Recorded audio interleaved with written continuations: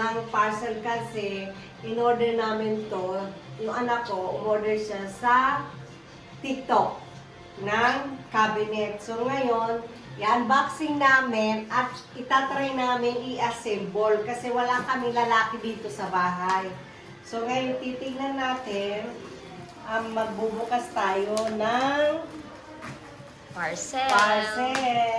Kasi gusto ng anak ko to guys dahil yung lalagyan daw ng yung mga machine kagaya ng magagamit sa kusina guys kasi nakalagay lang sa sahig.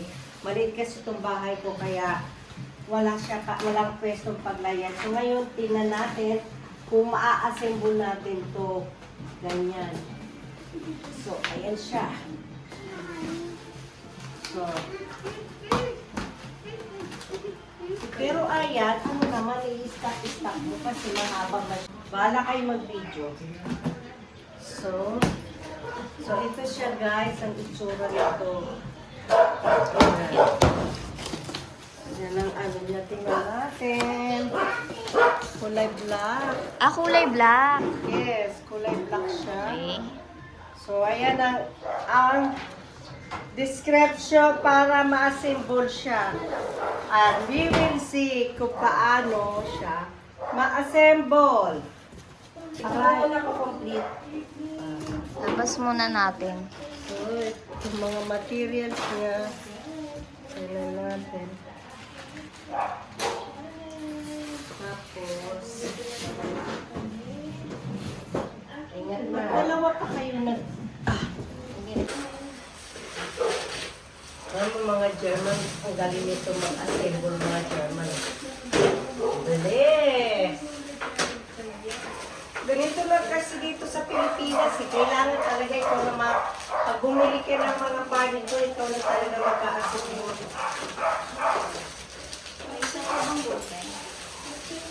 Oh, here.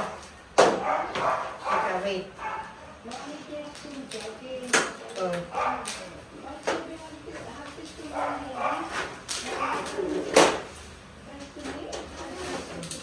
Layer ba pala? Oo, layer.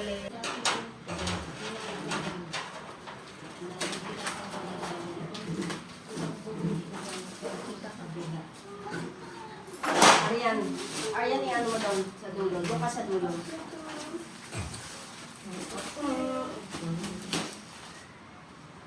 Mamaya saka na i-video pag na-assemble na siya na yan. Hindi sa 3 to 8 sa ilalim. Ito pa. Hawakan nyo. Asan yung mga tools? Asan yung isang ginawa ko doon?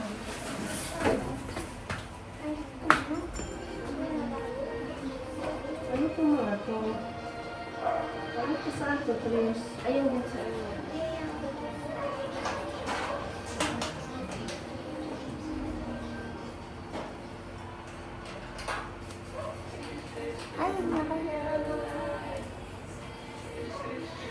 Luluto mo ha.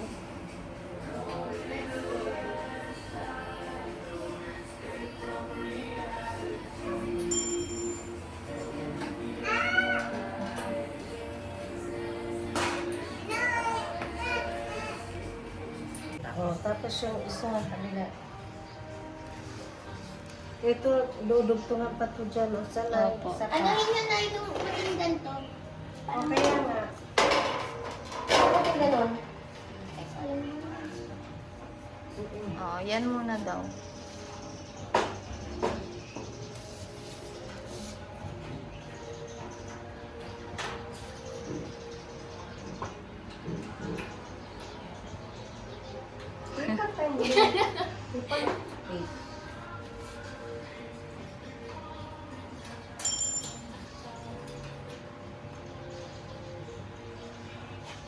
Diretso mo. Pag ganun mo, Tris. Dito. Diretso. Dito. Kasi pagka, ayan, pantay. Dali.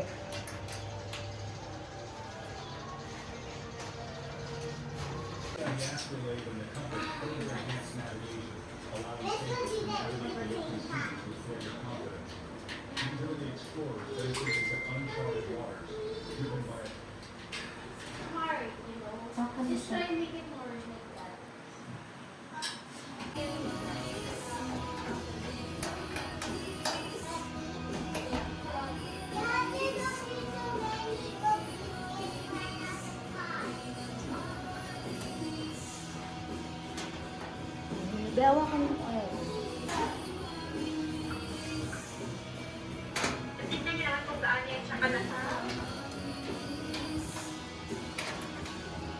Ba't tayo magkasya to?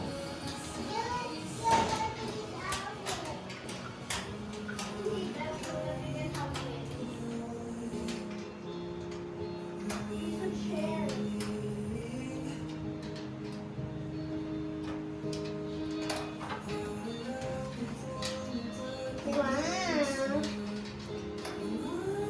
Tama ba to, Trish, yung ginagawa natin? Ay, pito. Dito ka talaga tong ano na to, Trish? Higa nga muna. O baka kasi may butas. Higa nga muna natin kasi mahirap mag-ano nakatayo. Yan na siya. Higa muna uli natin siya. So, guys, ayun na yung finishing ng aming assemble. So, if you are watching, thank you for watching. And please don't forget to like and subscribe. Bye.